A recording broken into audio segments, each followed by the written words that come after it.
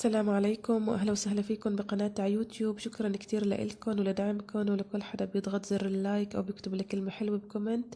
شكرا كتير من القلب. وهلأ بنبدأ الفيديو. بسم الله على بركة الله. اليوم بدي أعمل كيكة الطواية بطريقة سهلة وسريعة ومبسطة بدون أي تعقيدات. تابعوا الفيديو لتعرفوا الطريقة. هلأ بهذا الجات رح أحط حبتين من البيض، معلقتين صغار من الفانيليا، بدي أخلطهم شوي. نصف كاسة من الزيت الأبيض النباتي،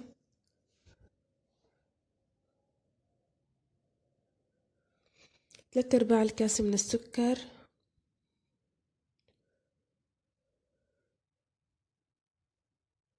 و3/4 الكاسة من الحليب. وهلأ هيك رح بخلطهم منيح حتى يدوب السكر. معلقة من الخل الأبيض أو أي خل متوفر.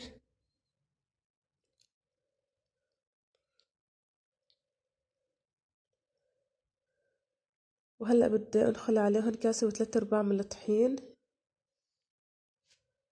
على مرحلتين.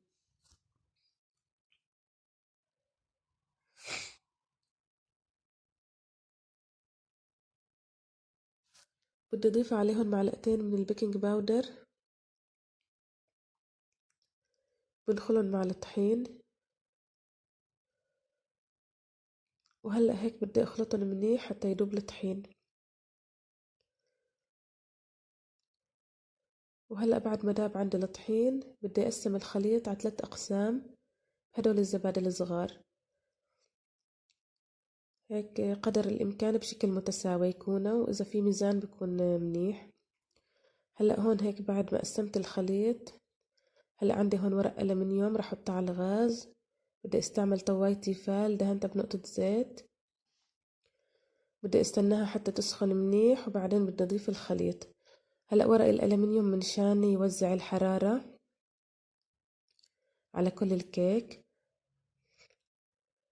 بدي اتركهم لمدة 10 دقايق. وهلأ رح اغطيهم بغطا غلفته بورق ألمنيوم، وفيكن تغلفوه بمنشفة.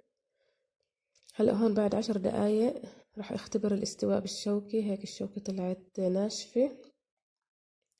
فهلأ هيك رح بقلبهم على هاي الصينية.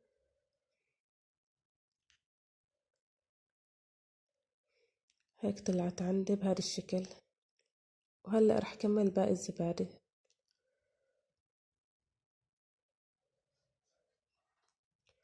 نفس الطريقة ولا أبسط من هيك.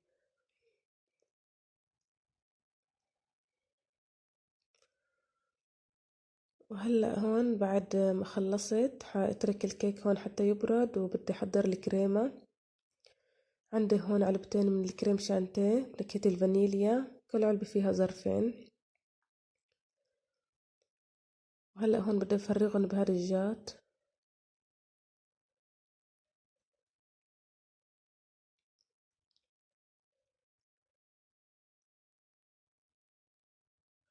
بدي أضيف عليهن كاسة و3/4 من الحليب اللي مسقع، يكون مسقع أو مي، المهم يعني يكون مسقع.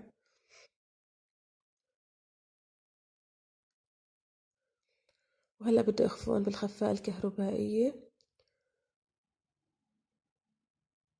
وهيك بياخدوا خفق تقريبا مدة 5 دقايق.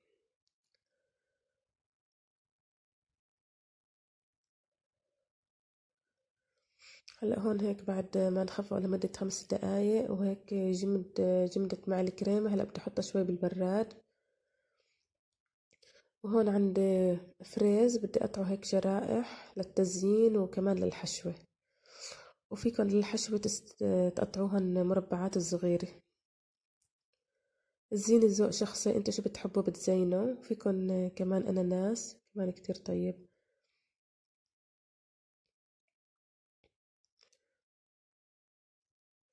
وعندي حبة كيوي كمان حقطع شرائح بهذا الشكل، هول منشان نزين وش الكيك.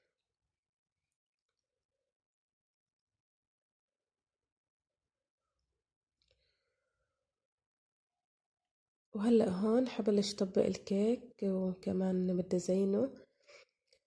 عم سقيه هلأ بالحليب هيك بهذا الشكل، وفيكن تسقوه بالقطر. طبقة كريمة. هلا أنا يعني مالي هالخبيرة بالتزيين، فإذا شفتوني عم خربط فعادي يعني ما بيأثر، الإنسان بجرب وبيتعلم. وهون رح أحط طبقة من شرائح الفراولة والكيوي.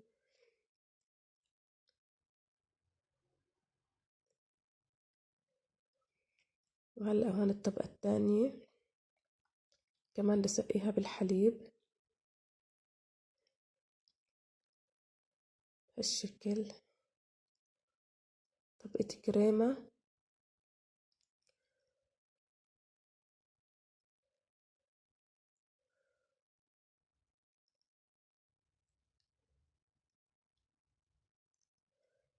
شرائح الفراولة.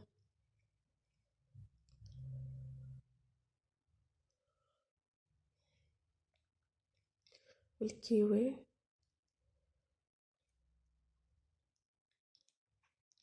وهلأ هون الطبقة الأخيرة كمان بسقيها بالحليب. حاول قدر الإمكان إنه أظبطهم هيك فوق بعضهم.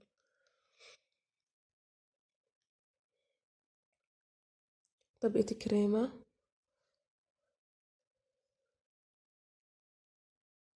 هلأ بدي أغطي الكيكة كلها بالكريمة، حاول هيك إنه أغطيها قدر الإمكان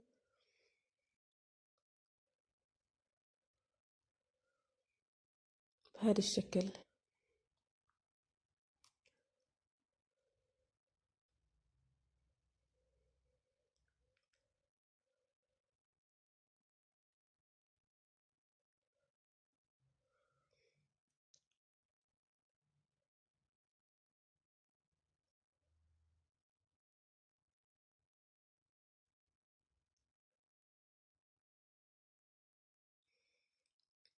كمان فيكن تستعملوا هدول الأدوات هيك كتير بيساعدوا، بيحاولوا هيك إنه يتمسد منيح الكيك بالكريمة. كمان هاي بتعطي هيك شكل خطوط.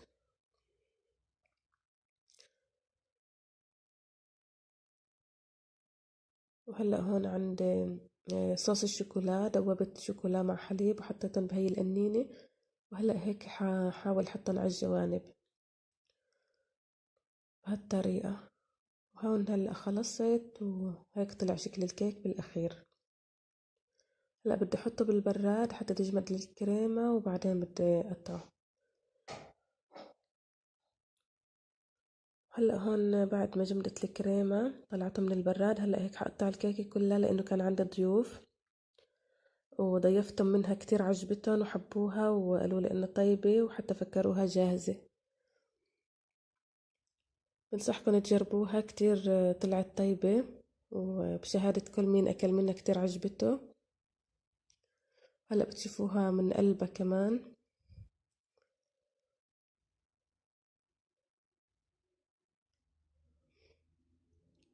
شايفين كيف من قلبها كيف عاملة مثل الكيك اللي بتعملوه بالفرن.